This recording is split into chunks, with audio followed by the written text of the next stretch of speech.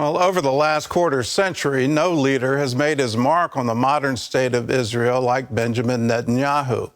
Much has been written over the years about his life and leadership, and now he takes his turn in his new memoir, Bibi, My Story.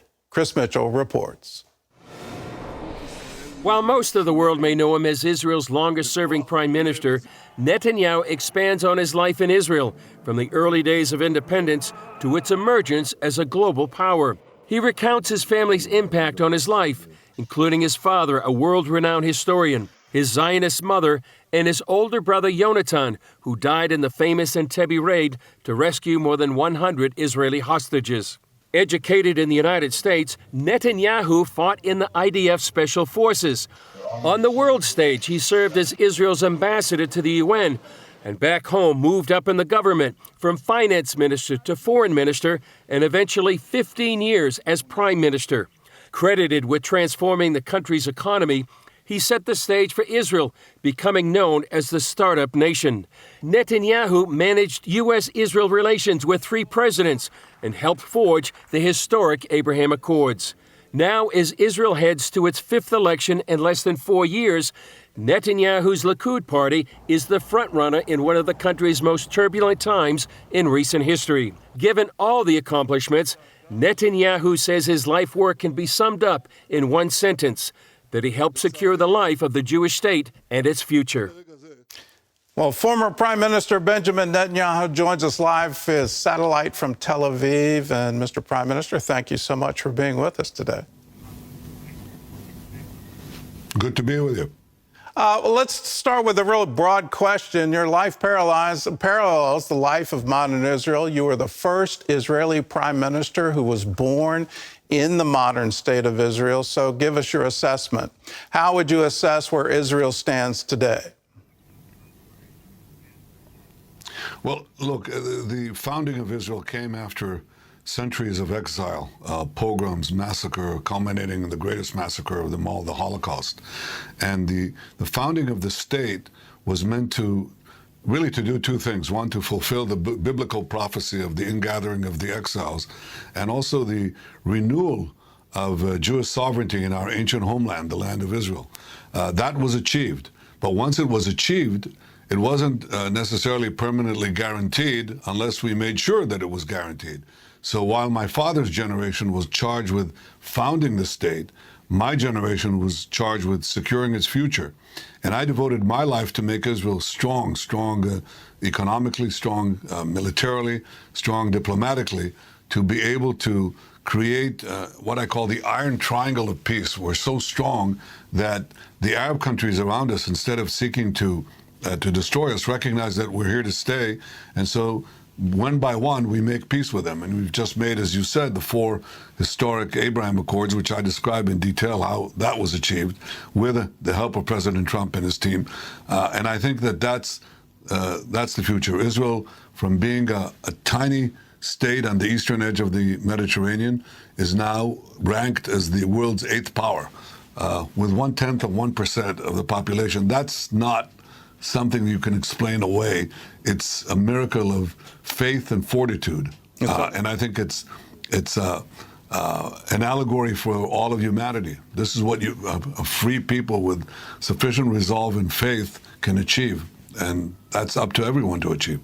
Yeah, a shining light to all the nations. One of the things I like about your memoir is the detail you go into in terms of the conversations that you've had with world leaders. I just want to focus in on the American conversations. And let's go back in time. Iran is threatening Israel. They seem to constantly do that. You bring it up with President Obama. And here's his quote.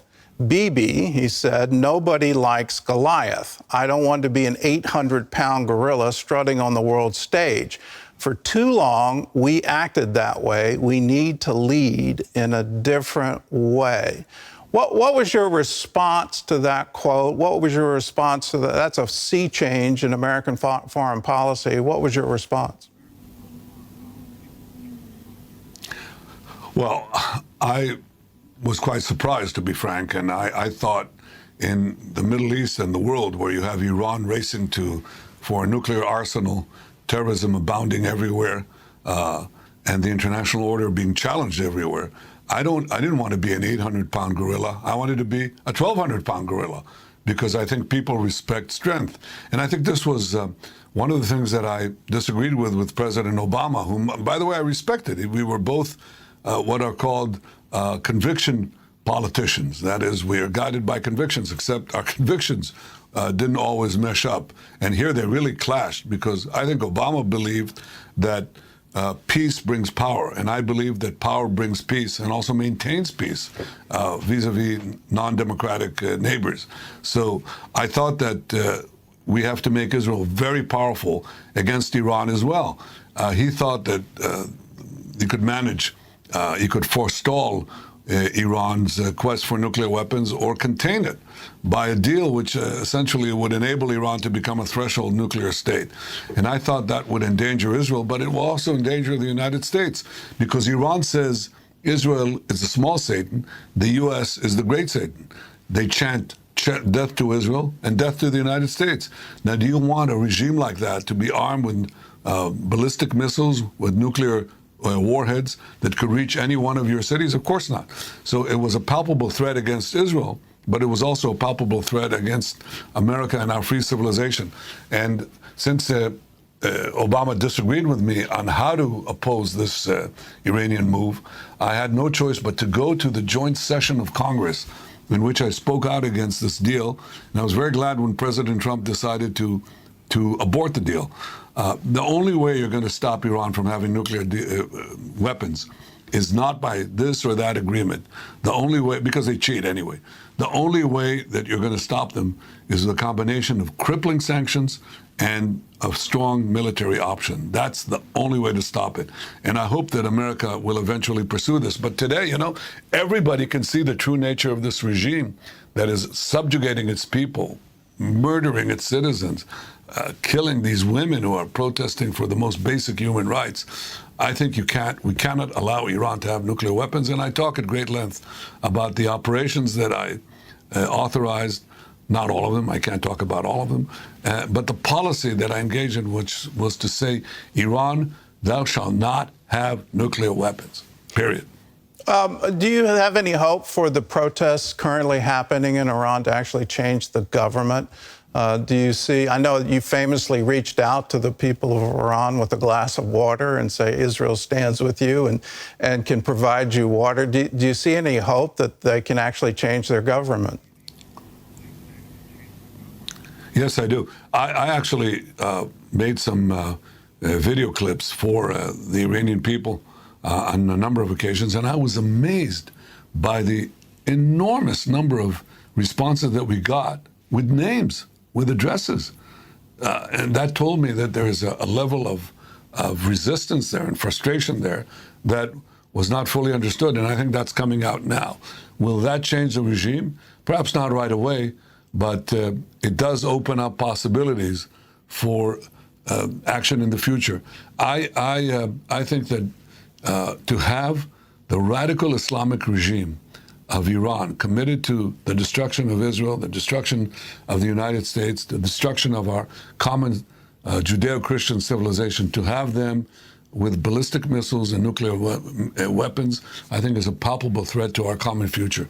So I would not hesitate to use whatever means that I could to bring about the end of this regime, because the Iranian people, the brave Iranian people, would like to see that regime that oppresses them removed from the scene. We should help them in every way that we can. Let's turn to some of the entrenched attitudes in the American foreign policy community, whether it's the State Department or the U.S. Senate. There's a quote in your book that I think it really sums it up. It's from then Senator John Kerry. He's with Joe Biden. You're having dinner together in Jerusalem. And here's his quote. "Come on, Bibi.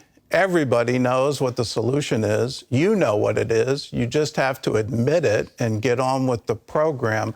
I assume he's talking about a two-state solution. Do you ever get frustrated when you talk to Americans, and do you ever just want to shake them and say, can you please understand our history? Can you please stop making these stupid comments? Do you ever get fundamentally offended by what they say? Well, I try to channel my frustration into positive action. In this case, it wasn't only our history. This is the land of the Bible. I mean, we're not occupiers in the Belgian Congo or the Indonesians, the Dutch in Indonesia. We come from Judea. That's where the word Jew comes from. Judea and Samaria is the heartland of the Jewish people, to which we've been attached for over 3,000 years. Jerusalem has been our capital since David established it as King David 3,000 years ago. So this is our land. And when people say, you got to cleanse it ethnically from Jews, I say, if you said that about Los Angeles, if you said that about Nashville, I mean, people would go crazy. And yet that's what the foreign policy establishment for years has been saying. And they argued two things. First, they said, well, you can't get a broader peace between Israel and the Arab world without first getting peace with the Palestinians. John Kerry said that as much many times. He said that's just not going to happen.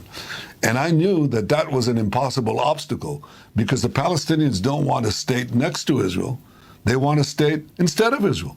And so for 25 years, a quarter of a century, they vetoed any peace agreements that we would have with the Arab world because they don't want Israel to be recognized by the Arab world. They want Israel to disappear.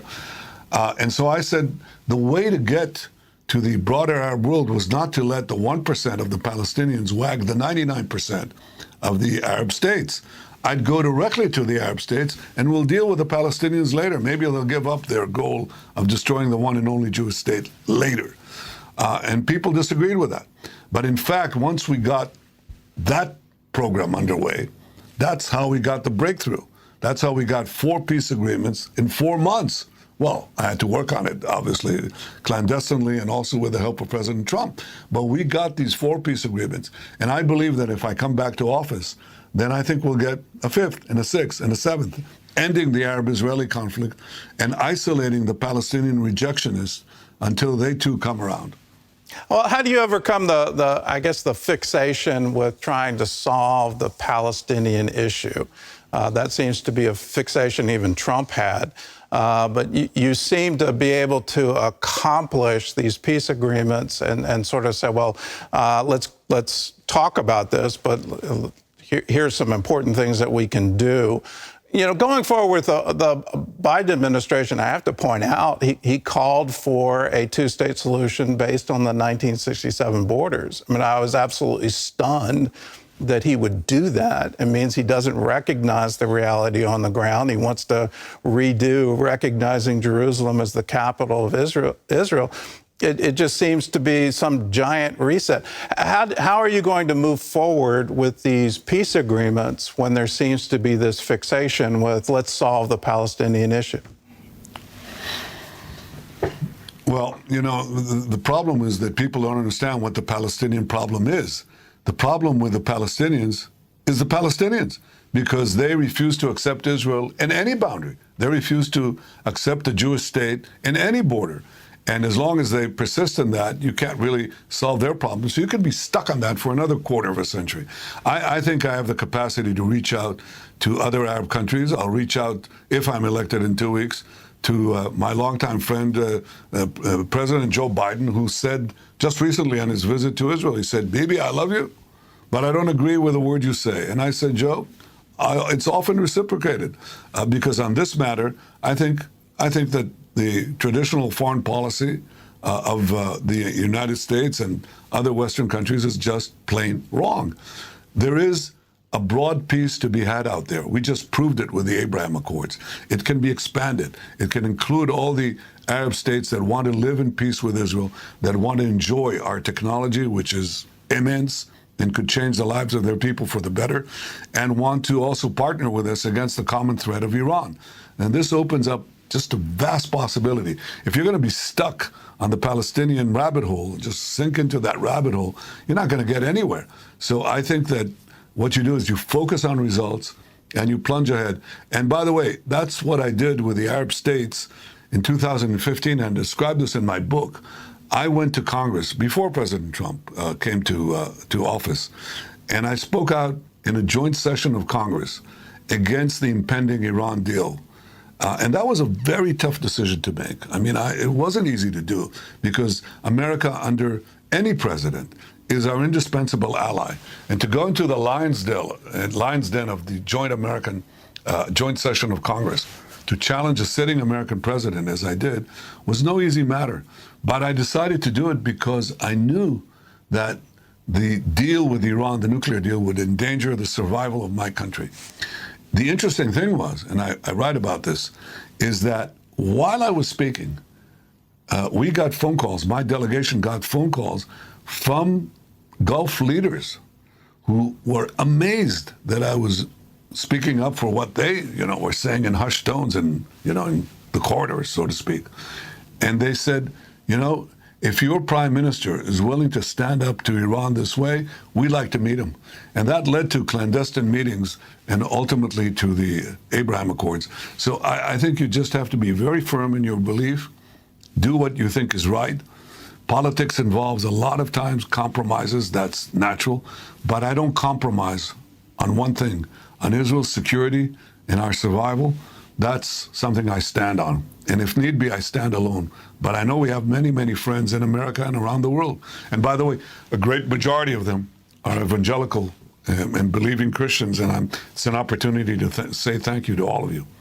Well, I want to take this opportunity to say thank you. You may have thought you were going into the lion's den in that joint session of Congress, but those lions gave you a standing ovation.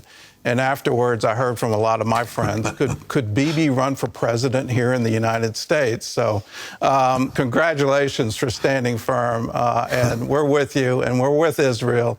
And I hope everyone can get a copy of his new memoir. It's called Bibi, My Story. We've just scratched the surface here. If you want an in-depth conversations, all the details of the peace agreements, the Abraham Accords, what David Friedman did, all of these wonderful things that have happened. Get the copy of the book. And Mr. Prime Minister, thank you again. And thank you for all that you do. And thank you for standing strong.